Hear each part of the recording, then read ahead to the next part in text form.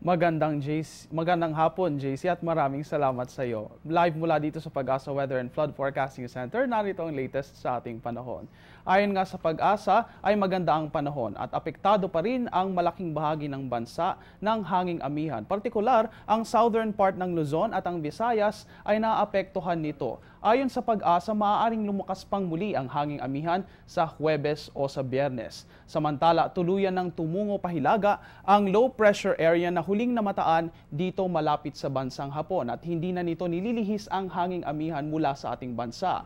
Ang isa pang LPA na nasa may silangang bahagi ng labas ng Philippine Area of Responsibility ay inaasahang magpapatuloy sa pagkilos nito pakanluran at patung Hilaga. Bagamat maliit ang tsansa nitong pumasok sa PAR, patuloy pa ring babantayan ng Pag-asa ang paggalaw nito.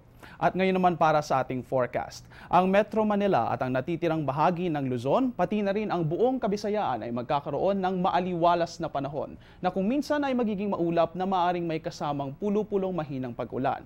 Habang ang buong Mindanao naman ay makakaranas ng bahagyang maulap hanggang sa maulap na may kasamang pag-ulan o pagkidlat-pagkulog na panahon, lalo na pagkasapit ng hapon. Iyan po ang weather forecast ngayong Miyerkules. Magbabalik kami matapos ang isang paalala. Teng, ang package. Ma'am, sabi ng Air 21 on the road na. Ano, Teng? Ang package. Ma'am, sabi ng Air 21 na receive na. Okay, very good. Basta padala, sagot ka ng Air 21. May real-time delivery updates via text para worry-free ka. Teng, ang package, napadala mo na? Yes, ma'am, sa Air 21. Sa Air 21, sagot ko, padala mo! Mga kaibigan, ang National Down Syndrome Awareness Month ay opisyal na idineklara noong Pebrero 2002. Naglalayon nitong mamahagi ng impormasyon ukol sa kondisyong kromosonal at tumulong sa ating mga kababayan na nakakaranas ng ganitong karamdaman. Kasama sa adhikaing ito ang Department of Health, Department of Education, Department of Labor and Employment at iba pang ahensya ng gobyerno at non-government organizations.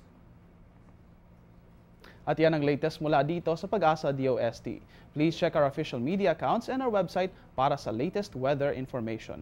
Mula dito sa Panahon TV, ako po ang inyong weather guide, Earl Figuracion, na nagsasabing ang hamon ng panahon ay landas sa pag-ahon. Balik sa iyo, JC.